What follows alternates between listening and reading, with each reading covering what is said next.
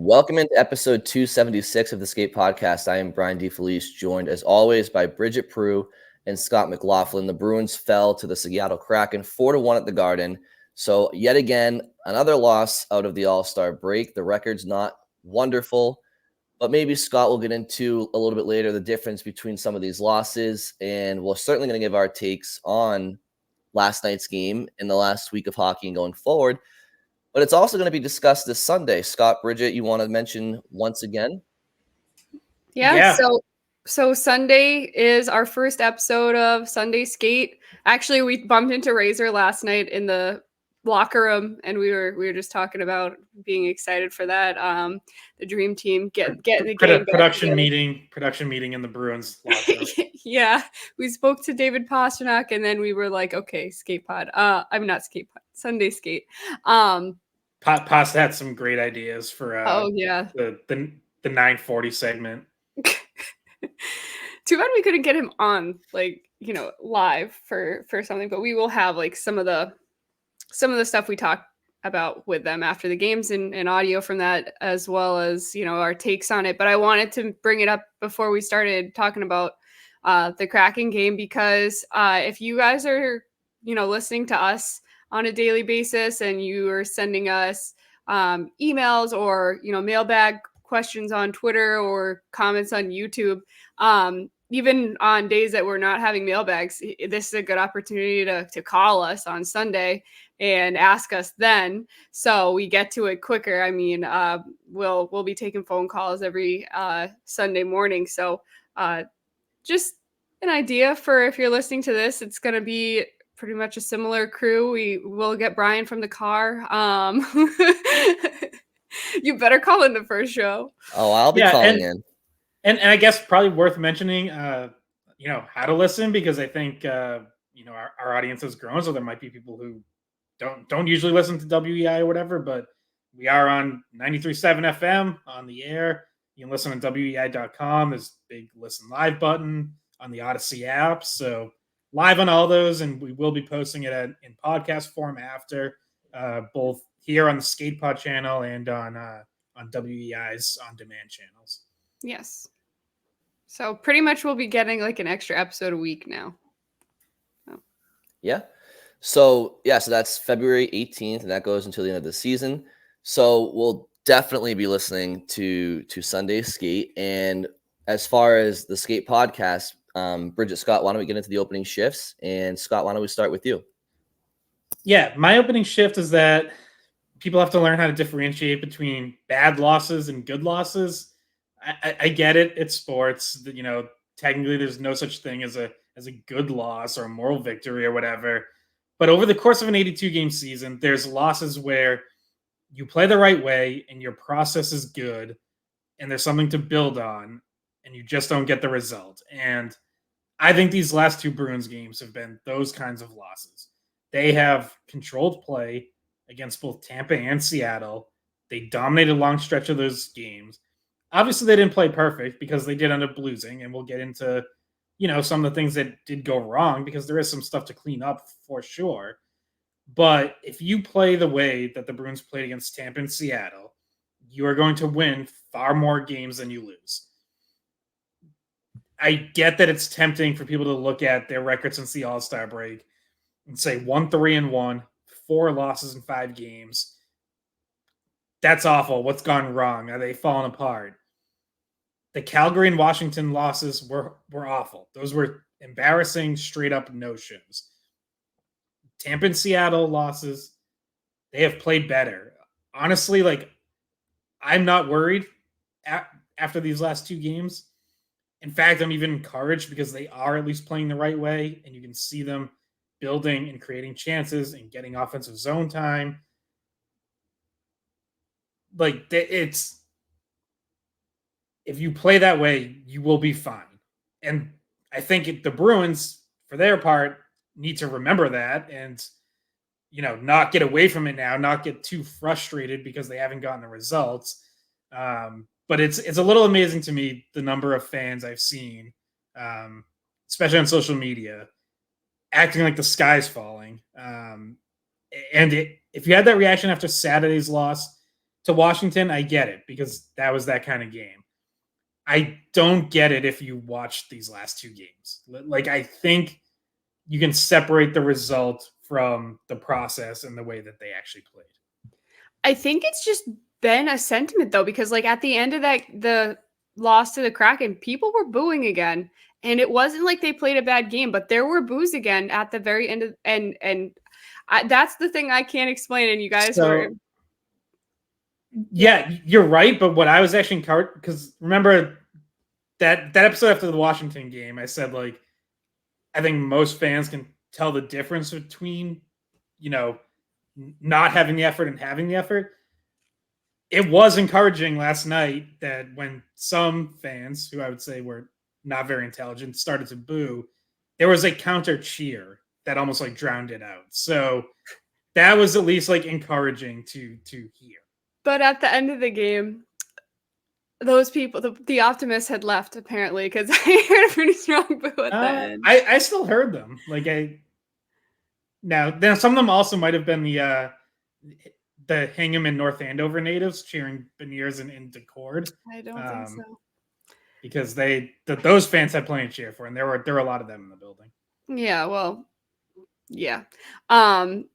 Those we know it's split because of that though. Like we know that there are still some people that it has to be a win. It doesn't matter if it's, if they had a good effort, if they outshot the opponent, if they outchanced them or high danger. If the lines look like they were meshing, but they lost. I mean, think about the one goal that comes to mind. Like obviously this was not anyone's fault. Like Brendan Carlos falls. And then there's a 3-on-1 the other way, and that's really hard to defend, and it's really hard to try to stop as a goalie. So like, could you stop that? Yes, but are you in a horrible position? Like, and is it completely accidental? Also, yes.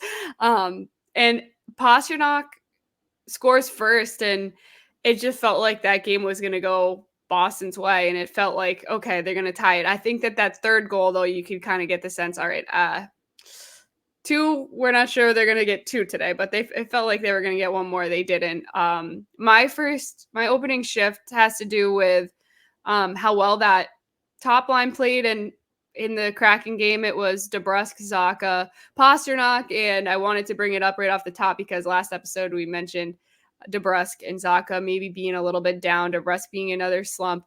And I thought they both had great games. I thought Pastrnak really elevated those two.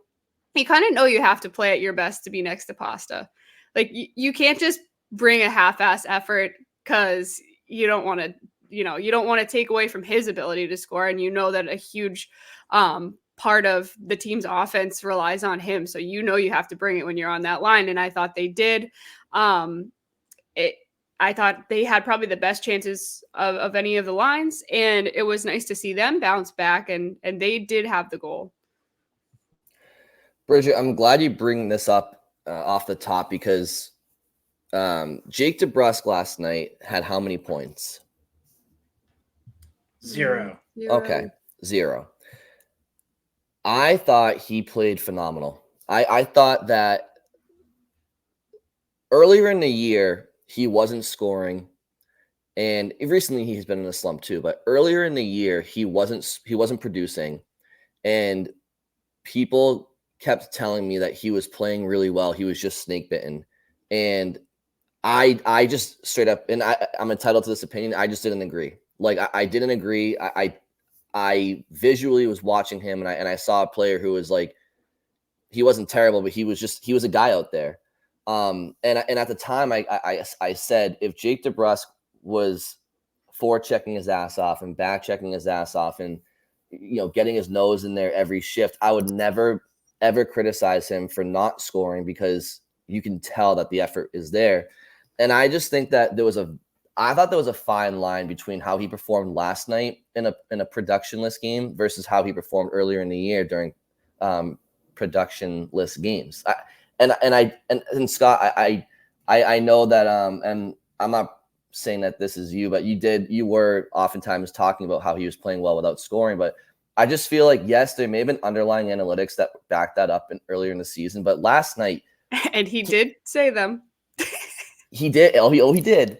He did. But But what you couldn't say during those games was that I thought Jake DeBrusk I thought he was their best forward last night. Every shift, it's so obvious when he's playing to his capability, even if he's not scoring, because I think he's the fastest player on the Bruins. And I think he's one of the I think he's a top end skater in the league, straightaway speed. So when he's playing like he was last night, winning races to lose pucks in dirty areas on forechecks, like it jumps off the page. And if he was doing that a lot earlier this year, I'm not blind. Like, it would have jumped off the page then too.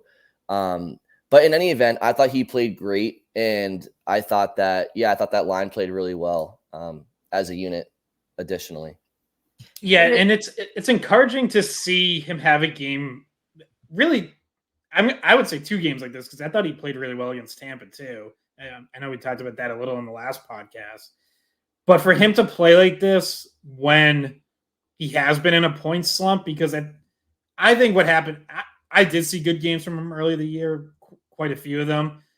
I think what happened at times as well. I agreed with you. I think it was us 2 versus Brian in that. Well, just to clarify though, like, games as dominant as he was last night, I don't think so. Like, last night was a different breed.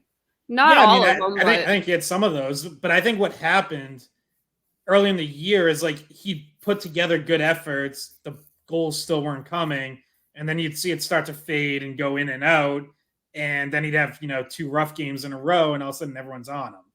And this stretch, he's now at 7 games without a point. So you would think, DeBrusk, perhaps in years past, you get to 5 games without a point, maybe your whole game falls apart and, like, you can't get it back. And it takes him, he needs some sort of reset to get that jump back in his game and start building the right way again. He's been able to do that these last 2 games, in my mind, without any sort of, like, reset or break or, benching or something to, like, jolt him. He's just been able to do this on his own, to just, like, find that. And getting put on a line with Pastrnak last night, I think, does help for sure. But yeah, I think, like, the team as a whole, if he plays this way, eventually the points are going to come. I mean, Vasilevsky played great Tuesday against them. Joey Daccord has been one of the best goalies in the NHL for over 2 months now. His save percentage since, like, the start of December is second only to Connor Hellebuck in the NHL. Guys, I added him. He was in my fantasy hockey league. And who told you to add him? That was Scott. I was like, all right, I need a new goalie, and I, like, looked, and I hadn't checked, and there was, like, 3 good goalies available. I was like, okay. And I was like, Scott, who should I add? And that was his idea. Yeah. So someone pay me to do fantasy hockey analysis, because I'm pretty good at it. But anyways, yeah. And then I was looking up, like, statistics. So on, like, natural stat trick, you can look up goals saved above expected by game. Last night was statistically Joey Daccord's best game this season. Yeah, but, like, if you're the also Bruins, 3 of those hit the post, so you're welcome. True. Yeah, that's why that number was so high.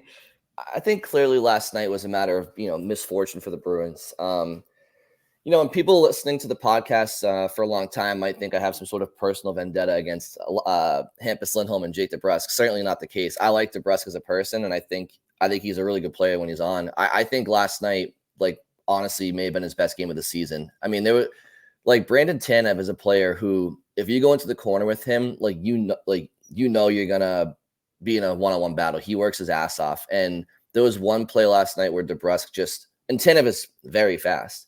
And DeBrusk just literally outskated him to the corner, both of them in a full-on sprint, like one of those plays where they're both going to the boards and might not end well. And I don't know, man, he was just playing with the conviction, and he was a man possessed last night. And I've been watching hockey my whole life, and I feel like if I saw that game in and game out earlier in the season, I would have noticed it more. Maybe not. Maybe my head was in the sand because I just wanted something to be true. But I like to give players credit when they play hard, and I just thought he played great. So hopefully that means that, obviously, like we said earlier this year, the production still has to be there. But again, I'm focused on the spring for this team. Now, granted, I do think they fell behind in the division last night for the first time in over 100 days to the second place, but they're still comfortable in the playoff positioning. Yeah. But them and the Panthers both have 74 points, but technically, the Panthers jumped them. Mm-hmm.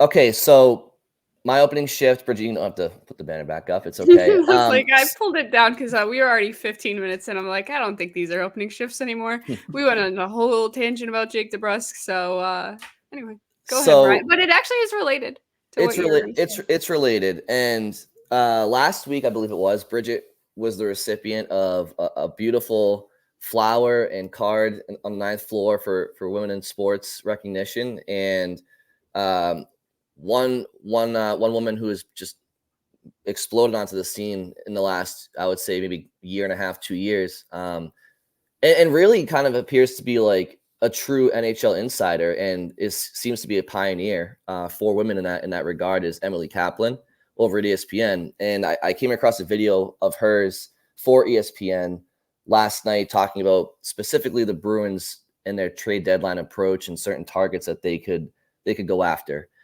The spark notes from her video was that the Bruins will look to add. They aren't going to be too aggressive because straight up they don't have any salary cap space and they don't have any draft picks that they would feel comfortable parting with that they do have in the cupboard. And she also mentioned that they're shifting their focus from center to wing. And names she mentioned were Vladimir Tarasenko, Anthony Duclair in San Jose, potentially David Perron, which I found interesting because Detroit's in a playoff push of their own and Perron's a leader on that team and a point producer. She mentioned that Steve Yzerman likes to optimize value for players. So maybe he thinks that Detroit can still make the playoffs moving on from Perron. I don't know. And she mentioned for the Bruins like that Lena Solmark could be somebody that they would have to get blown away in a no-brainer type deal to move. They've been trying to shop Grzelcyk for a couple of years. She reported he's still on the table because eventually the Bruins are going to have to move out salary cap if they want to bring somebody in. And because they don't feel comfortable moving draft picks, something's going to have to give. Jake DeBrusk was a name she mentioned that's polarizing. He's up for a contract. Do they keep him as their own rental? Do they try to trade him in a hockey trade? And she mentioned Jakub Lauko as a potential player of interest for teams around the league as in a package. Could Jakub Lauko alone get you a third-round pick? I don't know, maybe. But those are some names she mentioned. So, Bridget, Scott, it's not really an opening shift hot take. I guess my question to you guys and my question to the audience is, do you agree with the Bruins' approach to shift their focus to wing in a non-aggressive manner? What do you think their approach should be, and what do you think of those names she mentioned?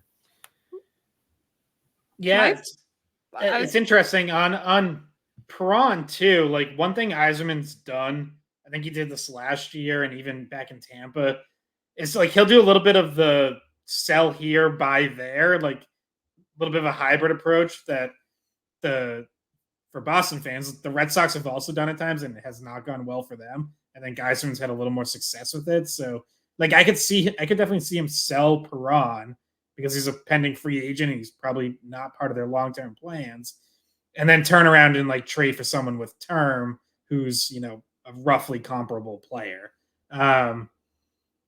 It all makes sense to me, like what she's reporting.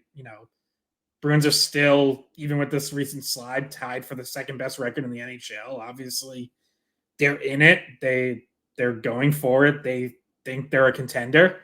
And when you think that, if you're Don Sweeney, even with limited assets, you have to be looking at ways to add to your team and improve it and optimize this season. Even if you can't go all in like you did last year, which I don't think any of us expect them to. But yeah, so whether that's middle six forward, third liner, depth up front on the blue line, like they're not going to be able to do all of it, but I'd be surprised if they don't add to at least one of those areas. And she's right. Like the center market does seem to be kind of insane right now when you're talking about the prices that Elias Lindholm and Sean Monahan already went for, when you have Frank Saravalli saying he thinks the Capitals are going to get a first-round pick for Nick Dowd, like, I wouldn't blame any general manager for saying screw that and taking a look at wing options instead. What was the Horvat deal last year? I feel like he was a guy. It was similar to the Lindholm deal. It was like first, another pick, a top prospect, and an NHL roster player. But who do you think is better?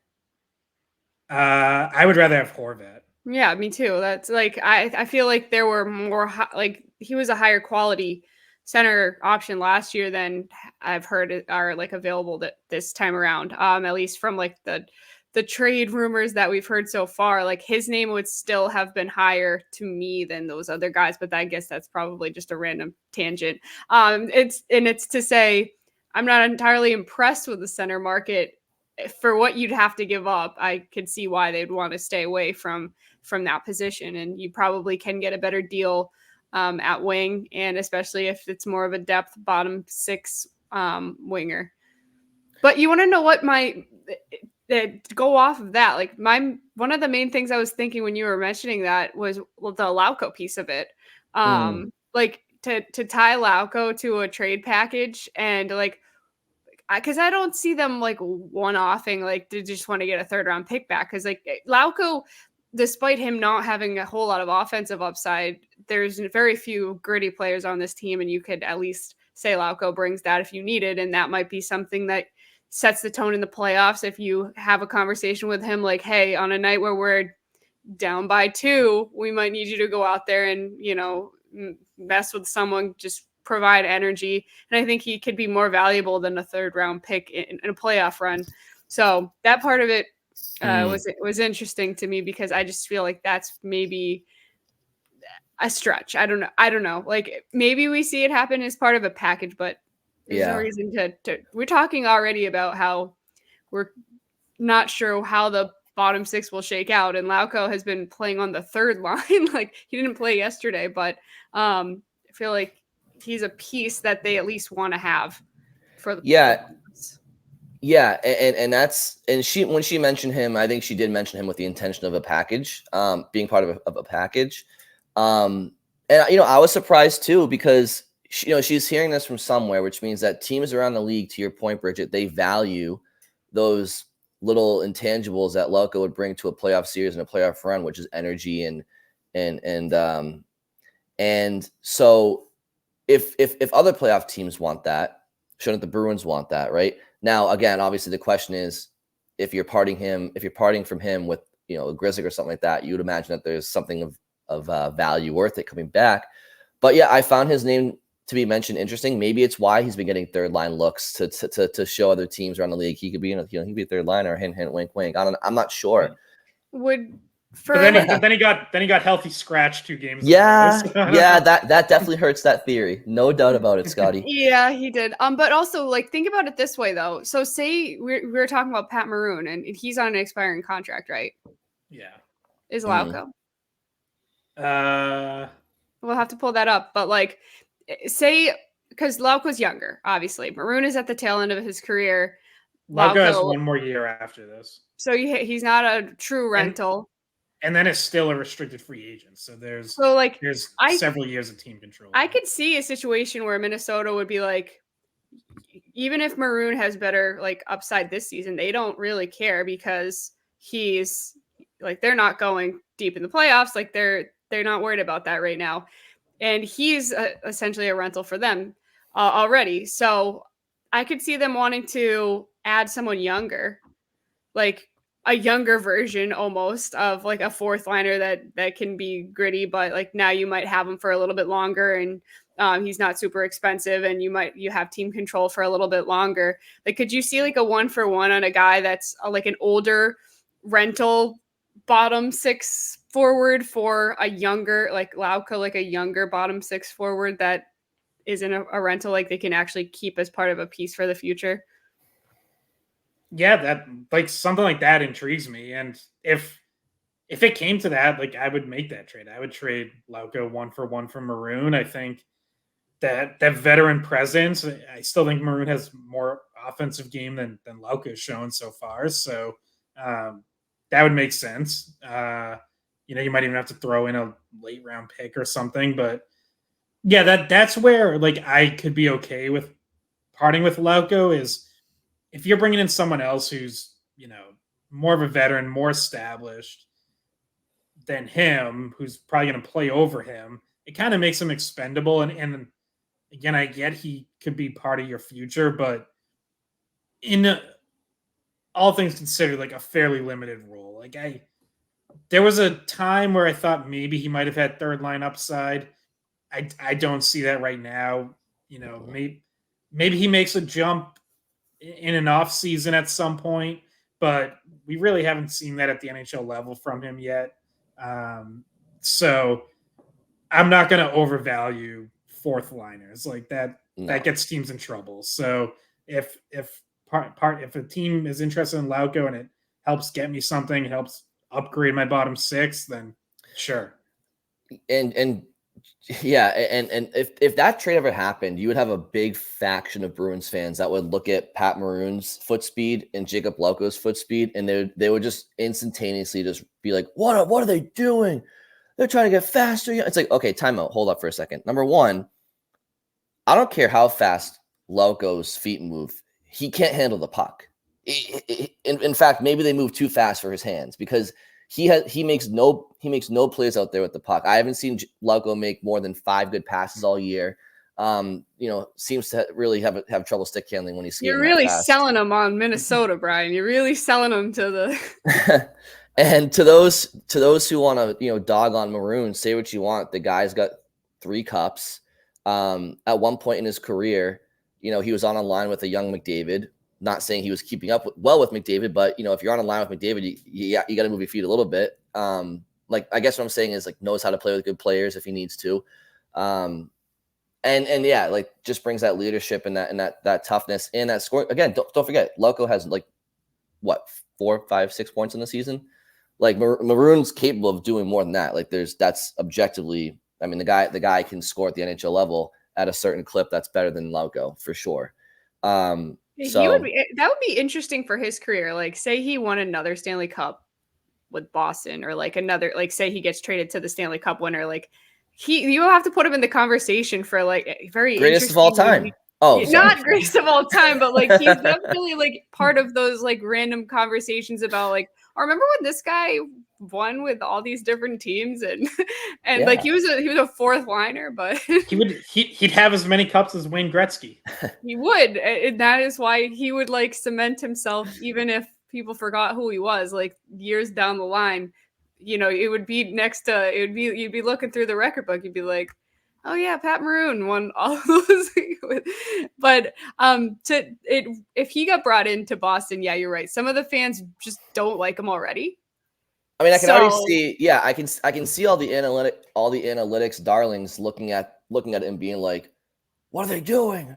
Maroon, he skates in mud. He sucks. Maroon sucks. Get him a pizza." It's like, all right, well, he can eat that pizza with 3 rings in his finger. All right, calm down, Jack. Exactly.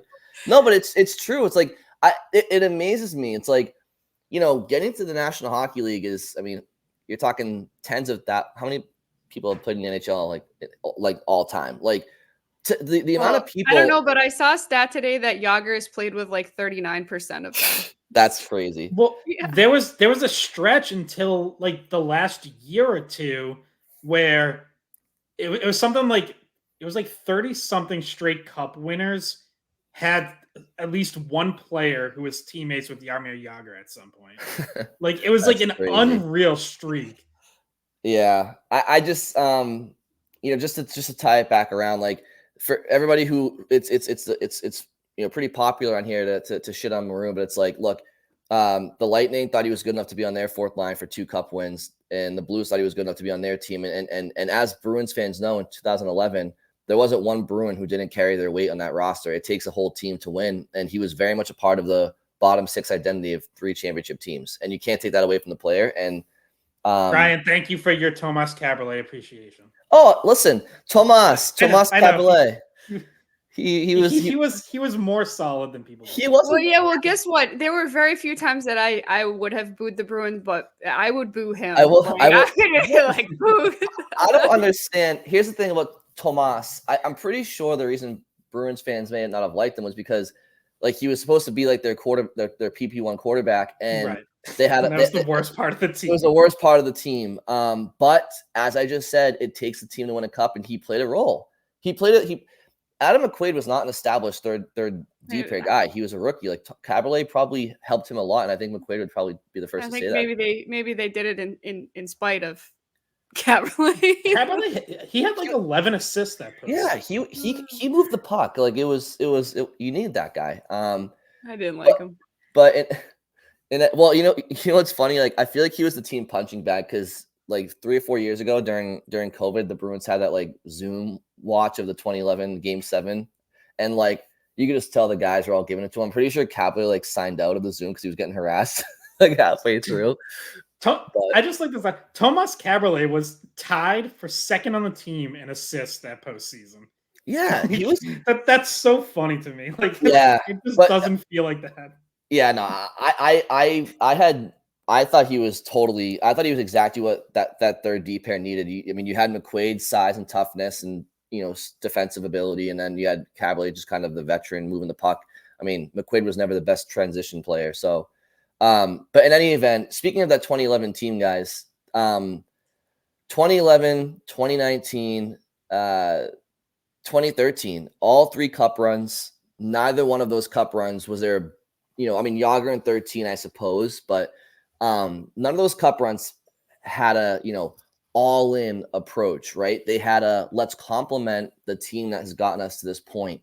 2011, I mean, Blake Wheeler ended up being a really good player in the National Hockey League and a captain, and they traded him away at the deadline for Rich Peverly and Chris Kelly. Those 2 players helped, fill in the third line the way that team needed them to. And now the Bruins coaching staff. Caberlet came in, obviously. 13 was Yager. Kelly. No. I know what you're saying. 2013. He's not a coach as far as I know. 2020. No. Yeah, I know. Chris Kelly is. Yeah. 2013 they bring in Yager. Yes. 19 they bring in Coyle and Johansson.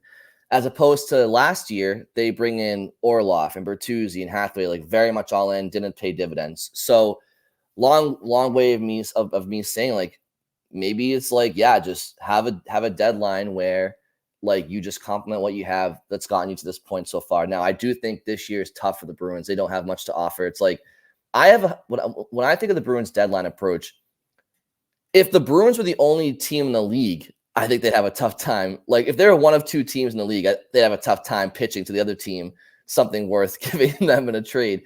You add to the fact that like other contenders will also be bidding for said players. I do fear that the Bruins, like, do the Bruins have anything that any other team doesn't? Like every team has middle round picks. Every team has NHL roster players that they could probably part with. Does that worry you guys that the Bruins don't have anything better than other teams that will be looking for the same players the Bruins are? Yeah, well, I mean, if you're aiming for like a higher in the lineup impact player, it almost certainly is going to have to cost you one of your top prospects. So whether that's Mason Lohrei, Fabian Lysell, or Matt Patra, like that's what could separate you. It's, to your point, like it's not the picks. Other teams have more picks than they do. More cap space. The roster players that the Bruins might be willing to move are pending free agents, which aren't really going to interest, certainly not like a rebuilding team. Why would they, like, as much as we sit here and talk about, could they move out DeBrusk, Grzelcyk, Forberg? Because from the Bruins perspective, those are your pending free agents. And it's like, well, can you get something for them? Can you upgrade, whatever? It's like, okay, where are you sending them? Are you sending them to some other contender and then doing like a second deal with a non-contender? Like how exactly is that working? It's tough. It's why, like, I don't think they're going to land a high impact player. I think it's going to be more along the lines of depth, third liner, bottom 6, Maybe a third pairing defenseman, something like that. I mean, the names unless they move DeBrusk. I mean, DeBrusk. I mean, Allmark's the name that Emily Kaplan mentioned. She said the Bruins would have to part with. They'd have to be blown away to do that. But it's like, again, if you're talking, that's really the only. That's the one area where the Bruins. There's two areas where the Bruins, I think, have a surplus. Where, like, to this point about what do they have that the rest of the league doesn't. And I know it flies in the face of the goalie tandem combination, but objectively, the two areas where the Bruins have an abundance of wealth is left side D and goaltending. Now, if you're whether or not you're willing to part with any of those positions, that's totally up to an individual to decide or have an opinion on. And I'm not here to persuade somebody to get rid of a goaltender or a Grizz. Like, I'm just saying objectively, those are their two areas of strength right now, I would say, where they have an advantage over the field if they were to get in a bidding war. Whether you want to part with those pieces, that's up to anybody to decide. But like depth and defense and the goaltending do is also what gives them more value, like to themselves, like to their own playoff run. That's why it's a double-edged sword. I'm just saying, like, when you don't have any cap space and you don't have any picks and you don't have like again, every other team has those things. I'm just saying those are the two things you do have. And yes, if you part with them, you're subtracting your part of your strength. And the idea is you're subtracting part of your strength to, balance out some of your deficiencies. And that's why it's kind of a polarizing conversation.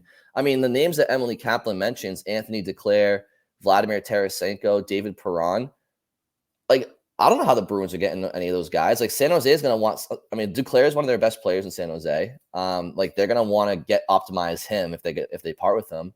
I don't see how they get even those guys without giving up something of sufficient value. And that's why, like, to your point, Bridget, 100%. You get rid of Allmark, your goaltending situation is lesser than it is now. Yep, 100%. You get rid of Grzelcyk, your left side depth is not what it is now. You have to give to get. The question is, do Bruins fans and does Bruins management, do they feel that potential swing and ability to balance out a weakness with by giving up some strength is worth it? And I think that's why it's an interesting discussion. Yeah, and we know Don Sweeney has nightmares over losing defensemen in the playoffs. Like, he has gone out of his way to add as much depth on defense as possible the last couple years.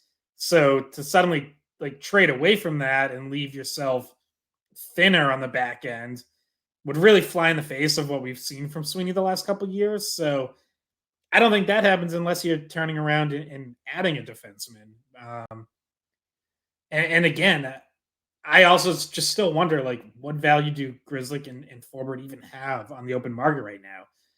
Unless it's to another contender that maybe, like, Tampa, I'm sure Tampa is definitely looking for a defenseman right now because they lost Mikhail Sergachev for the season. And right now they're dressing like 3 NHL defensemen and 3 Jags. Like, that they definitely need an upgrade. They could probably use a Grzelcyk, I think there's room in that blue line for one defenseman who's not 6'2" or taller. But are you going to trade Matt Grzelcyk in the division to a team you might face in the first or second round? Maybe, if you don't value him and you don't think it's going to come back to hurt you. But boy, would that would suck if you lose to Tampa and Grzelcyk has a really solid series against you. Well, who's Tampa giving Boston to a team that they might potentially play in the first round if that trade happens? I don't know. This is the problem. Like, I know that. Like, Tampa never.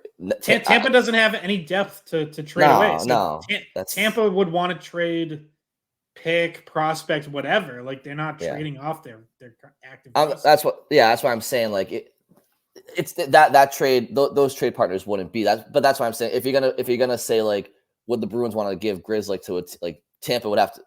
I'm sure that somebody would come the other way too, right? So it'd be kind of a wash. Like, they'd be playing that risk too. Like, they'd be giving Boston somebody potentially, because Boston, I don't think would just trade Grzelcyk for nothing or like picks. Like, they want somebody back. To Do you think Yeah. we could see something similar to, it wasn't 2 years, no. How many years ago was it that DeBrusk signed his extension? 3? 2. That was 2 years ago. 2? So do you think we could see a similar thing happen? Like his name is coming up at the trade deadline and then their move is to like extend him rather than, you know what I mean? Like, because that news came out of nowhere that time, but it wouldn't surprise me as much this time if for whatever reason, like the timing worked out where they're like, all right, are you going to stay? Do you have any intention of staying with us? Okay, well then let's just sign now. I think DeBrusk would like for that to happen. I think he'd much prefer to get a deal done now. He's said, he reiterated to us just a couple of weeks ago that, you know, he doesn't really want to test free agency. He wants to stay in Boston. I know people don't believe him because 2.5 years ago he requested a trade. A lot has changed since then. Like he's been very clear that he wants to stay here and he wants to get an extension done. I'm sure his question is whether the Bruins want to commit to him and how far apart are they on money and years and all that. So yeah, I could see it happening. I know, like, I'm not in the trade DeBrusk camp unless you're getting a clear upgrade.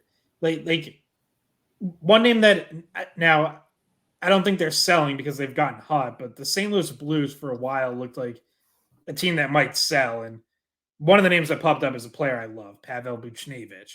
If you told me you were trading, whether it's all in the same deal or 2 separate deals, like you were trading DeBrusk away and getting Pavel Buchnevich, I'd be like, cool, great. Like I think Buchnevich is an upgrade. Sign me up. Outside of that, like I'm not trading DeBrusk and then bringing in David Perron, who's like a downgrade or, you know, at the very least a wash. Like that doesn't really make a whole lot of sense to me.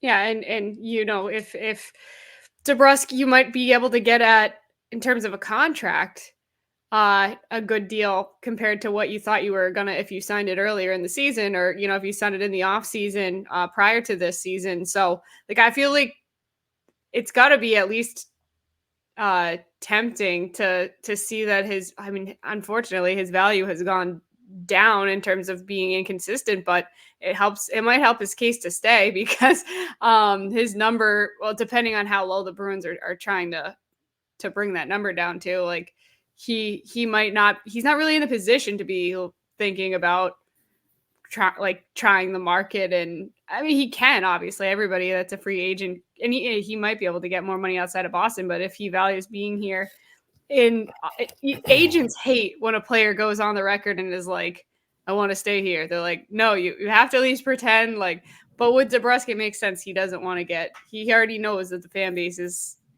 kind of turned on him at different times. So you kind of have to be like, no, I want to be in Boston. But yeah. Yeah. Scott, what were you just looking up? You were definitely looking something up. I was typing something into our private chat. Great. Oh no. Our private chat that will now go public. And yeah, I mean, ultimately, I think that look, I think right now, I think the Bruins have some answers internally. I'm not expecting anything major at the trade deadline. I don't think they should because, you know, personally, I despite their record, I still have some doubts about this team, like about going all in on this team. And I don't think they have the assets to do it anyway. So I think they should. I think they have a player in Mason Lohrei who, whenever he's healthy, they should call his ass back up to Boston. And I think that you go out and you get maybe like a Jacob Middleton type player on defense.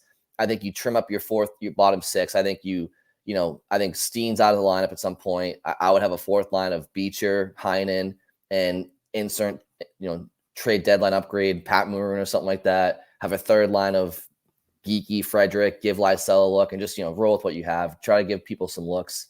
Yeah, so bigger picture, the Bruins are on a bit of a losing streak right now post All-Star break. What's the concern level, Scott, with you right now? Clearly, I know they've been playing better the last couple of games, but are there big picture issues you're seeing that you are concerned about despite the better efforts the last couple of nights? Well, tying into my lead, like my concern level has gone down in these last 2 losses because I think they've played much better hockey. And so just because the results aren't there doesn't mean like I'm for me, usually when a losing streak goes from 1 to 2 to 3, your concern level would go up. For me, it's actually gone the opposite way right now. Like, I think they're playing better. I think if they played this way, they will pull themselves out of it. There are some concerns there. The penalty kill continues to struggle. And on Seattle's first goal last night, Lindholm and Frederick just get caught. Both of them get caught flat-footed at the line. And Jordan Eberle, by the way, another potential trade deadline target to throw out there pending free agent, blows right by them with speed and ends up in all alone on Swayman. Didn't think that was Swayman's best moment either. He didn't know where the puck went after making the first save, but shouldn't have been a one-on-one in the first place. So penalty kill, they got to straighten out. And then some of the decisions that lead to odd man rushes. I mean, look, Carlo falling, it's a freak play. Like, I'm not going to lose any sleep over that.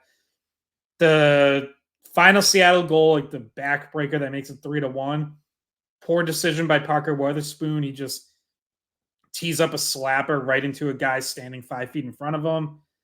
That's a really easy recipe for an odd man rush the other way. Maybe that's frustration because they're getting chances. They have offensive zone time. They can't break through. And so you think, I'm just going to tee it up and shoot it through someone. Physics doesn't really work that way. No, that's not how that works. I mean, yeah. So what's the best deep here to have Hampus Lindholm on? I mean, that first goal, it's a bad read by Lindholm. Furthermore, it's like on the broadcast, they talked about how Lindholm thought Frederick may have had it. Like, I mean, Lindholm like literally just watched it happen. Would you rather see him with McAvoy or would you rather see him with Carlo? Carlo, I think. Yeah, I think him and Carlo work really well together. Yeah, Yep. I think so too. I mean, I'm thinking like the best group of 6 I could see back there for Boston. Like realistically, I would like to see McAvoy and Lohrei, and then Lindholm and Carlo, and then Middleton and Wotherspoon, or I don't know. Hopefully, you can get somebody like that. But I don't know. That in which case you've excluded Grzelcyk, Forbort, and Shattenkirk in that. Well, no. Who did I say? No, maybe Shattenkirk with Middleton. I don't know. Have a rotation. Figure it out. But the top 4, I like to see Lohrei with McAvoy and then Lindholm and Carlo. But that play, like I just didn't look. Misreads happen. To sit there and watch. Who was it for? The opponent that took that in. Eberle's the one who got behind. Eberle, yeah. So, I mean, he got behind him and then he just like watched him. Like he had like an extra whack at it. It's like, Lindholm, what are you doing? Like seriously, like we got there where we came around to it at some point. Can I ask you guys a question though? Can I ask you guys a question? Is it me? Like, is it me? I think you have some bias there, but I think on that play I have bias. No, not on that one. That was a bad. But of everything to bring up from that game, that would not have been one of my first. It's a big play. Yeah, I mean, Bruins are up 1-0, and now it's a tie game. It's a big play. No, I can't not mention that. Brian's right on this one, and even I'm usually a Hampus Lindholm defender. I even tweeted last night, like even outside of that, it was a rough start. He, I forget who it was, but he let someone get behind. Oh, it's Bjorkstrand. He get behind him on a stretch pass, and then he tries to line him up for a big hit instead of playing contain, and completely whiffs. That ends up being a good chance. Like I did think he recovered and got better as the game went on, and you saw him activating the offensive zone quite a few times and help create some good chances. And I think Hampus Lindholm has been playing pretty well for a while now, so I'm not going to get on him too much. But that was a rough play. Yeah, I'm not even talking about his previous games. Like I think he's been fine too. Like I mean, but that play, it's a big play. I mean, there's no other way to put it. I'm not gonna pat him on the back for last week's games when I'm looking at what happened last night. We're talking about one game last night. And like when they first brought him over, his first game as a Bruin against Tampa. I don't know if you guys remember that, but it was like, holy shit, this guy's amazing. Like he is so good. I just wonder where that guy went. I wonder where the guy from last regular season went. I mean, That's an unfair statement. That was a low blow. I'm sorry, Hampus. You haven't been like brutal. He's been good. He hasn't been great, and I think he's a great hockey player when he's playing his best. But that play, I can't excuse that. Like, it's a if you misread, you get your ass back out of guilt and desperation. You don't just sit there and glide back with a pizza cut. Like, you're like, what are you doing? Well, and I thought Billy Jaffe and Barry Peterson had pretty good commentary on it and on the penalty kills struggles in general, where it just seems like it's a lot right now. It's a lot of guys like getting caught in between and being a little unsure of like, should I attack here or fall back? Do I have him or do you have him? Am I going to that area or are you going to that area? And it's like, for whatever reason, the communication and the fast decision making that you need on a penalty kill just isn't there right now. And like, it's been such a strength of theirs for so long that like it's odd to see. And hey, listen, Joe Sacco gets a ton of praise when the penalty kill is at 90%. So like, you got to give him some blame. Now, I think he is a very good coach, and I think they'll get it figured out. But right now, it doesn't look like the Bruins penalty kill we're used to. All right. Well, 60 seconds or less. Who's up? Who's down? For me, Hampus Lindholm is up. And no, I'm just kidding.